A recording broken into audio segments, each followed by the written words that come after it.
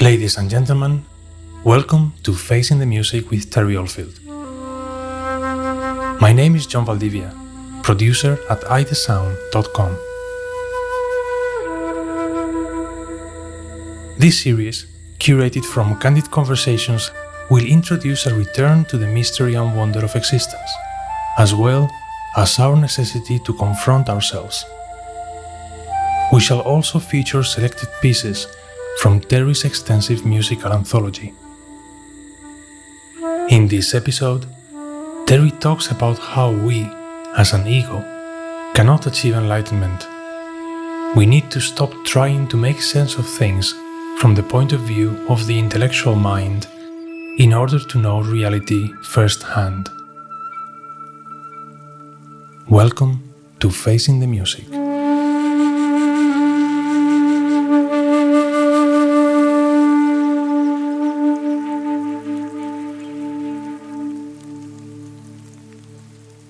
The good old survival mechanism, which is thought, memory, all that sort of stuff, is just trying to do its job, but it thinks it's a person.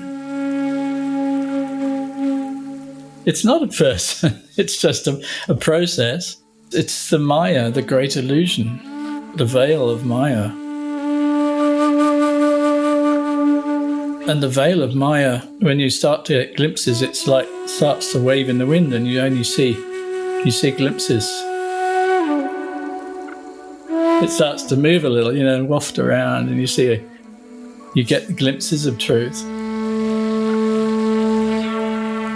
And it's like the ox-herding pictures in Zen, you start off by catching a glimpse of the footprints in the forest, and then you end up riding the bull.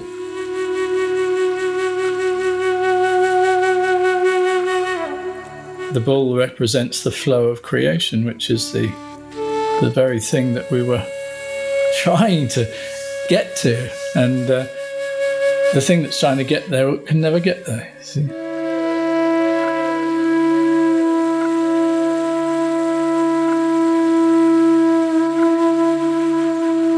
There's that expression in Zen as well. If you meet Buddha on the path, kill him. It's talking from a now perspective, you see. Because anything that you meet on the path, if you're calling it Buddha, it's not it. It's everything at once.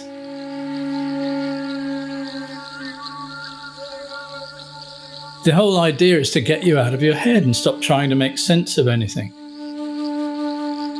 Once you have one glimpse through the gap, outside of that stream of identity and thought, it can never be closed again. There's always a chink. If that gap is there, it will increase because the light will find a way in.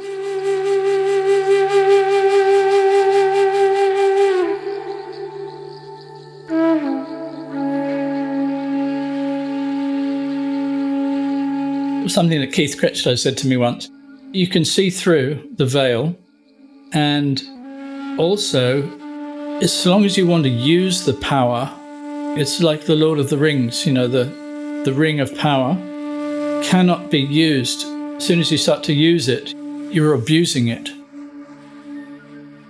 Because the power, it's the joy of being free. It cannot give you more than that. The ecstasy of freedom from the clutches of the web of Maya. But you cannot use that power. And he talked about there are people, they usually die young, people that discover this but then start to use their power. He called them black magicians. And I think there's an element of what's going on in this world where people are actually awake but using and abusing the power. And it becomes the power of darkness. And yes, it does border on the magic area, sorcery. And these people that are like Klaus Schwab, you can see the way that people treat him when they're with him. They really are in reverence to this guy because he has power. He has enormous power. But there are people in this world who are equal to that power in the opposite sense. And they don't have to go anywhere to have an effect. Because this is not what we think it is.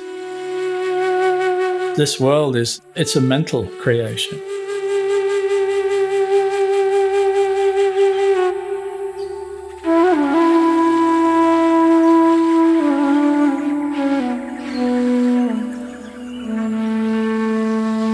I recommend you revisit the first Castaneda book, or go straight to Journey to Ixtlan, which is my favourite of all of them. He has to use Jimson weed or whatever it is with Carlos because Carlos is so stuck in his head. He's got to keep drawing him out because otherwise there's no hope.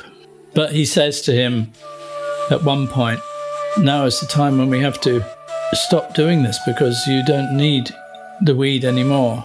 This is what he says. He says it does a lot of damage, but it's a necessary evil in the sense of it helps to create that separation, that freedom from the stream of thinking.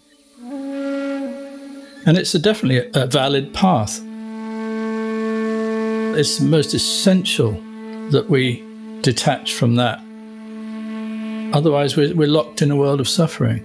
And I think it's important to explore that.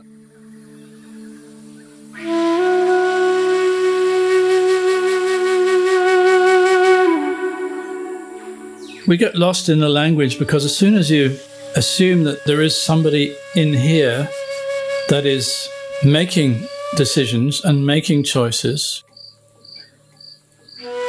you're caught up in that illusion of separation between you, yourself, and what's happening.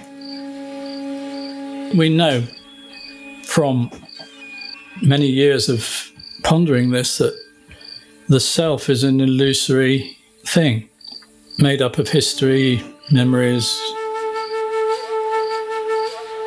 As soon as that is seen through, we start to see that there is just what is happening. There is nobody doing anything or making any decisions.